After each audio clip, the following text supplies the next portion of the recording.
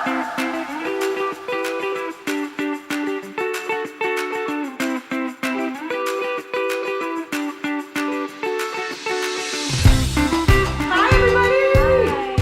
back to the OPERAfit podcast.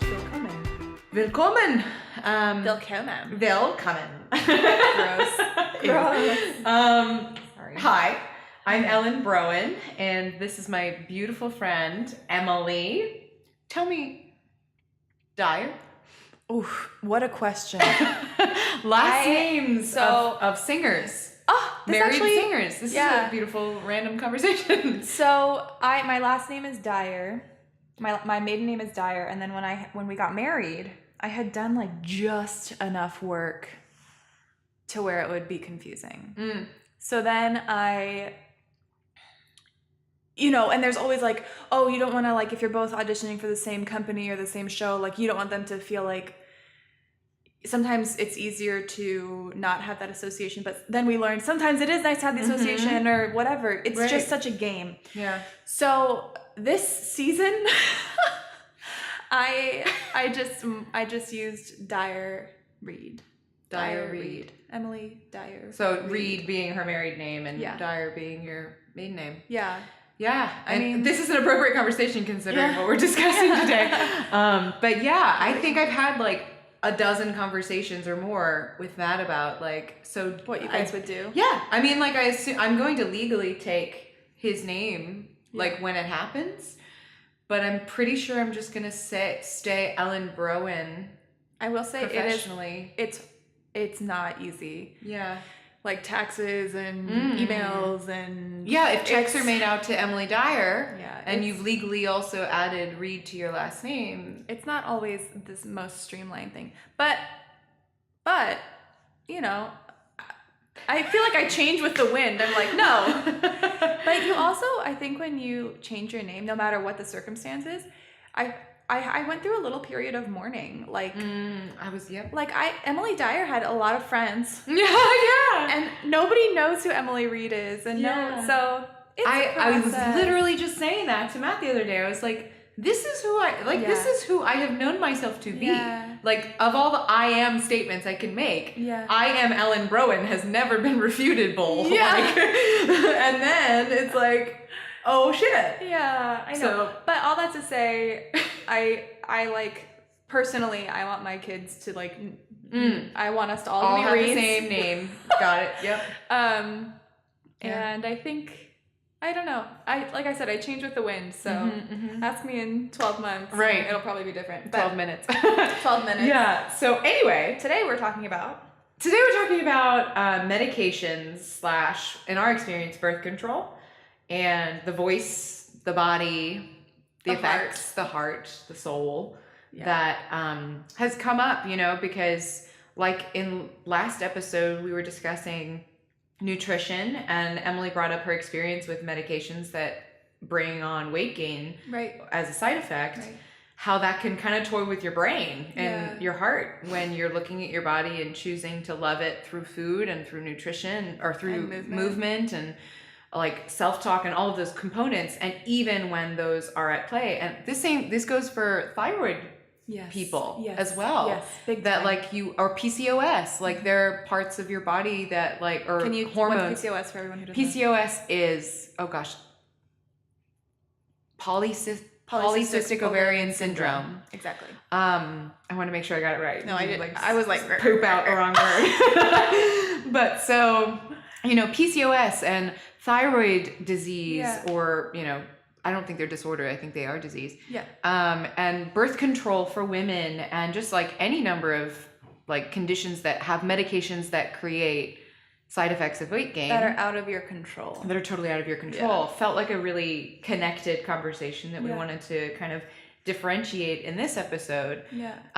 So I was just open to just sharing what our experience have been with birth control, because we both have kind of shifting relationships right now with birth control, and what it's done with our bodies and voices and hormones. Yeah. And just kind of opening it up for you guys to share your experiences and share what's happened with you, what you've learned. Yeah. Start the dialogue. I think that this conversation is something that is had kind of like as a trial that like lady singers share with each other, like, yeah, I tried this and I blah, blah, blah. Or that you have frankly with it, hopefully that you're able to have frankly with a teacher.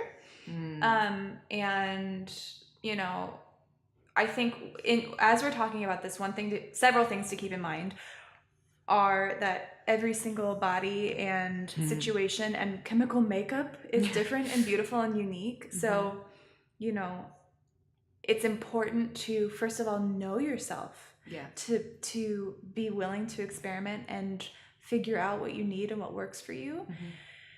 And to not feel like you have to do what everyone else is doing. Right. And to add like a team of people in the conversation that you deeply trust. Yeah. Your doctor, your teacher, your significant other, you know, whoever will support you in the decision-making process and the conversation of the experience you're having, super key in my experience. Yeah. And I know some teachers like are not of the generation, like my teacher was like, I had a diaphragm, you know? It's like, that's different. Yeah. But just to be like, dude, hormones. And your teacher's like, I know, how you doing? Like making sure that dialogue is open, or that you have someone like a coach or someone who's in a position to feed you musically and artistically, who's aware that you are like going through these things. Because it's not only important in that relationship, like that working relationship, but it's also important for you to feel supported. Yeah. So my experience with birth control, I've actually never sung not on birth control. Whoa, intense. Yeah, I started birth control before I really actually decided to be a singer. It was in undergrad, and I mean, I had kind of sung a little bit in high school, and I kind of had sort of sung at the beginning of college, but it was more like choral and just kind of voice lessons. Sure. And I didn't really know what the hell I was doing at the time. So I can't really claim to know what my body feels like, what my voice feels like without birth control as a factor.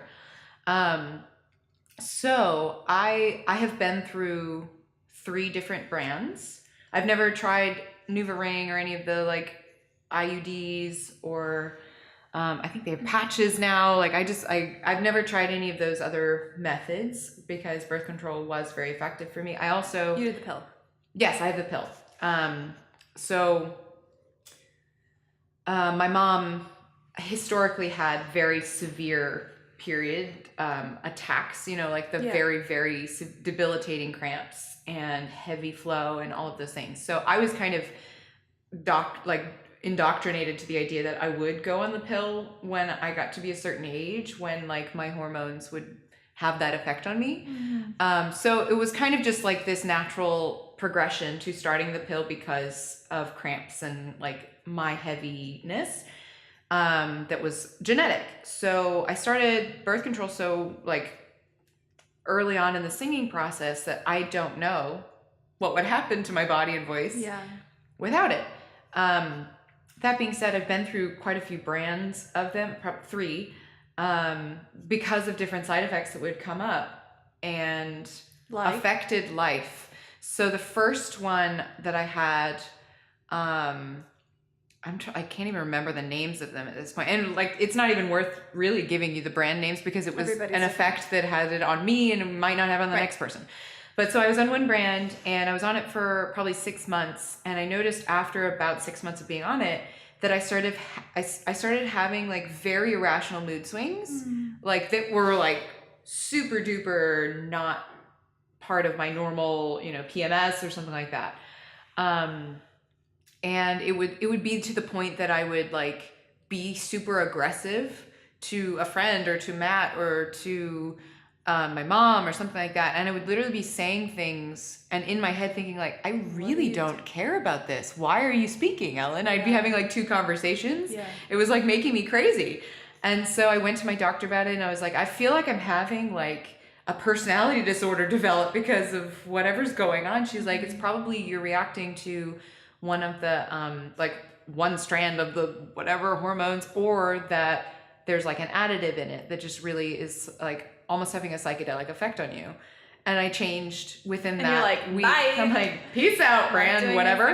And I tried a new. new brand, and it instantly went away. So it was so crazy to me that like it made me have a different personality. Like a pill could do that and have that power over me.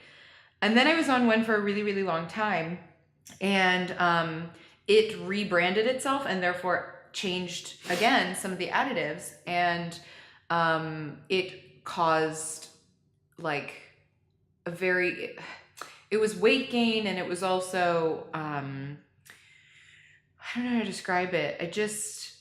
It was not settling well with my stomach. Like it was just kind of a very odd experience that when it rebranded, and I knew that it rebranded and I started having it, I could feel a difference in my body. I don't know if this is just totally made up in my mind. I'm like with you. I'm like, I know. I just felt different. And so then I changed again. And now I'm at a point, I'm on number 3 brand, and I'm like, I don't even know how many years into it.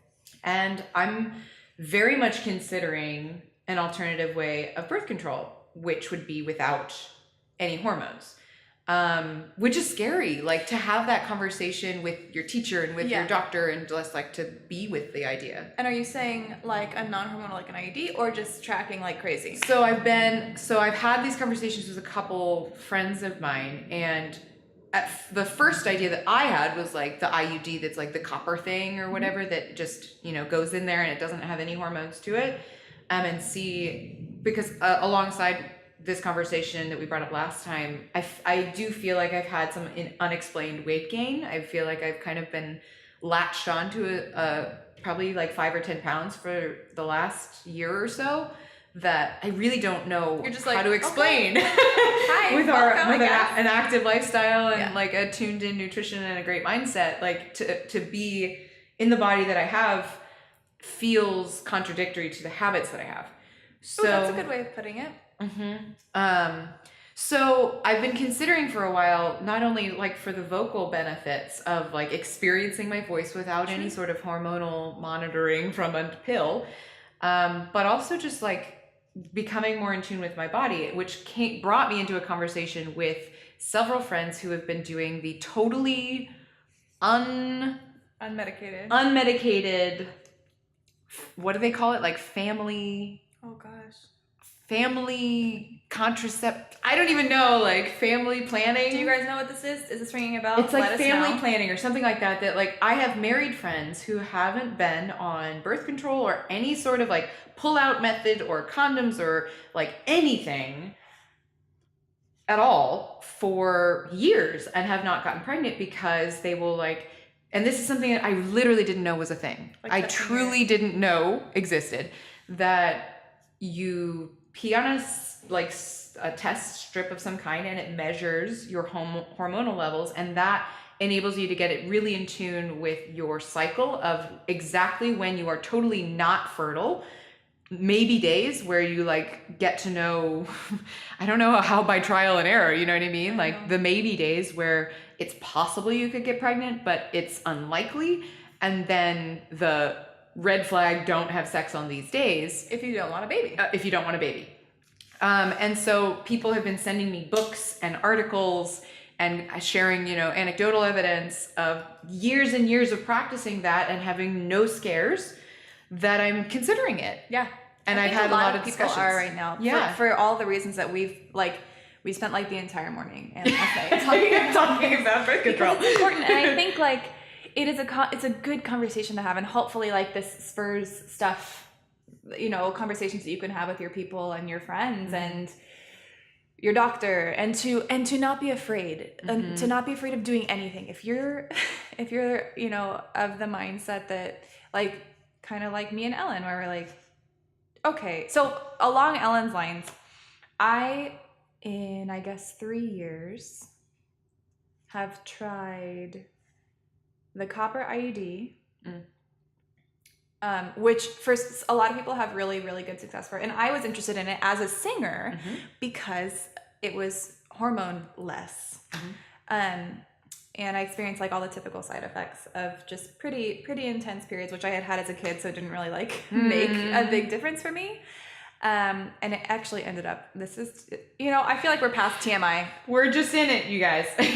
Here we are. But for me, like, it actually like displaced itself. So that didn't work. That's my nightmare. Yeah. And it wasn't like, it was one of those things where it came out. And once it, especially with those ones, if they become displaced, they're immediately, they're not effective anymore. So I figured that out. And I was like, don't look at me, Rohan. We're not gonna, I'll just see you in a couple, we'll get this sorted out. And it's just, I mean, no matter what, you are running a risk of like, I have had to change my mindset of being stressed and worried about birth control to just having another responsibility as a woman and making a choice to attend to whatever need I choose is valid. So while that was kind of like a little like adrenaline rush, and I was stressed at the time, I've decided I'm in the process of like retraining my thoughts around birth control and pregnancy and how it affects the voice to being just like, this is not a stressful, bad thing. This is a resource that I have, and I am in complete control of how I use it or don't. Mm-hmm. And it's hard, especially when you're using birth control for the express purpose of not getting pregnant. Right. So I've tried the Copper IUD. I tried the arm implant, the Nexplanon. It was here. Woo. Look. Oh, there it is. And you could just eat. I felt like a bio woman. Yeah, I think you're being tracked. Yeah. Conspiracy theory. I know. I don't think anyone tracked me. And if they did, they were probably like, she's a thinger. She's just living her life. She's fine. And then that didn't work. And so right now. And when you say it didn't work, I just also had like one of the side effects for the Nexplanon. Some people, like, their period will go away, or become very, very light. And that depends on the way the dosage affects your body. The dosage is very low. I think it was low estrogen. I don't remember. If you know, then you know. Progesterone and estrogen. Yeah, it was the major ones. Yeah. So the dosage was too low, so I was kind of like constantly spotting.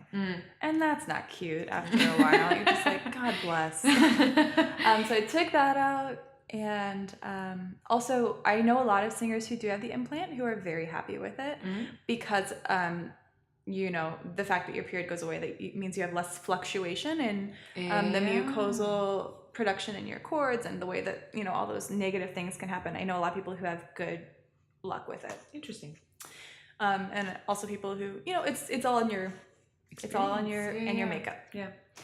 And right now I'm on the patch. Which has had no effect. All of these things, but like obviously the Copper IUD and the Nexplanon and the patch have had no impact negatively on my singing. I will say the only thing that was really nice about the patch was that it made me very scheduled. And what is the difference? Like, is it a hormonal, like a low estrogen thing again? I think it's a higher dosage of estrogen.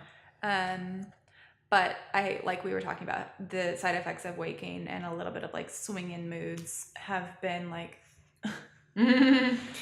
so all that to say, I feel lucky that we have these opportunities to try other things. We're not just like, okay, well, you got the pill and that's it. And if it doesn't work, then have some kids. Yeah. Or be abstinent. I'm curious, did you not choose the pill because of an because I'm a bad pill taker. I am like so the patches you switch it out once a week. And I knew I am like very I'm the person who will just like Ellen, we were talking about this. She was like, so it's kind of like, we were talking about like the duck phenomenon where everything looks like chill on the surface and their feet are like, underneath the water. And that is me. I'll just be like, I'm fine. And instead I'm like, not fine. All this stuff is going on. So I know that like, I would definitely not be a chill pill taker. Not the chill pill. No. Yeah. So I feel really lucky that we have options right now. And that people are becoming more empowered. Both couples are becoming more empowered, and people who are just doing their own thing and making their choices as individuals are becoming more and more empowered.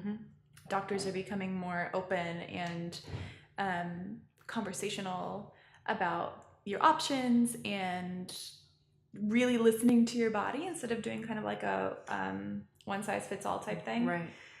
So this might be a little bit shorter than normal. Well, I have a question. Yeah. Since you've been singing before you started any of these measures, do you experience a change? No, I would say that actually now thinking about it, I will say that like hormonal birth control for me was a big energy booster. So the only thing that was negatively affected was probably energy during like the cycle and its normal like so your shifts. energy was drained. Yeah, I felt or the opposite. So I felt like when I was a little more stable, like we're talking like 40-day cycles before I was instead of like 28. It was very erratic. So having that stability and scheduledness, I think helped my body in terms of energy and being able to be motivated to practice more consistently and more effectively. And there is an app recently also that I heard about. If I remember it, I'll put it in the description. It's all about like tracking your moods and feelings and like I have it. It's Clue. Clue. Yeah, it's that's really it. Good. That's it. Clue. Clue, the app. It's very good. Where like you actually have an understanding of like why your energy is dipping and like to not just assume that like like for me, I know my kind of like survival mechanism that kicks in is just like crank it up and go no matter what. And I, along with this consideration of mine about all natural, like this idea of getting in tune with the, I don't know, the undulation, the shifting, the seasons, like the small seasons of my body just really fascinates it. I love that. Yeah, like it's just fascinates me to be more in tune with my body. And like this all ties in. Like I feel like this conversation about nutrition and wellness and fitness and the voice and the soul are all like connected. Like there's a reason this is even on my radar that I would even consider just understanding my femininity, my cycle, my body's energy dips and peaks and you know, fertility-ness.